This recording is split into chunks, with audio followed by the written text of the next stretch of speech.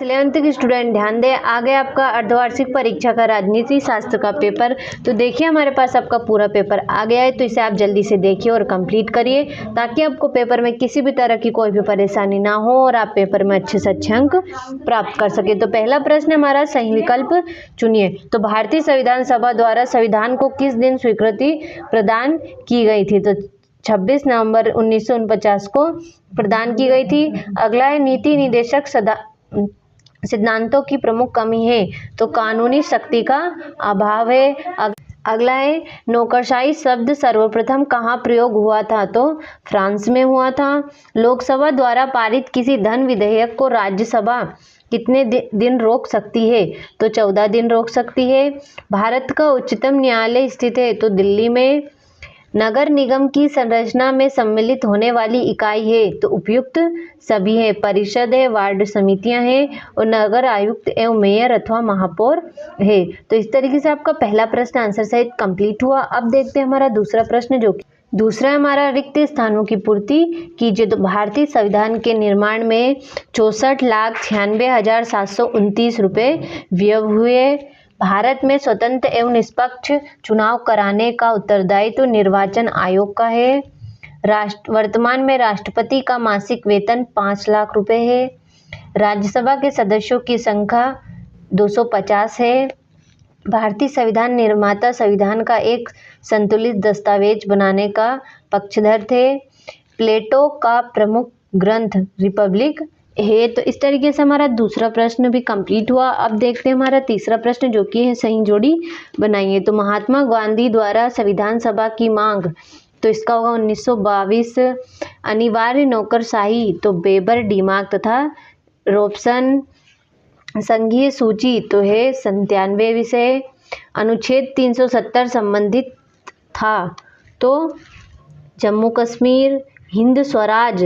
तो गांधी जी। प्रत्येक व्यक्ति को मत देने का अधिकार? तो राजनीतिक समानता और मानव अधिकार? तो इसका होगा एमनेस्टी इंटरनेशनल। तो इस तरीके से तीसरा प्रश्न भी कंप्लीट हुआ। अब देखते हैं हमारा चौथा प्रश्न, जो कि है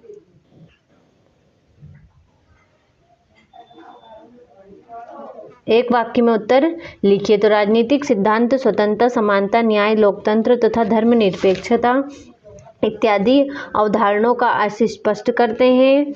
व्यक्तिगत स्वतंत्रता का सबसे प्रमुख समर्थक कौन था? तो J.M. मील था। समानता से क्या तात्पर्य है? न्याय के कितने प्रकार होते हैं? तो 2।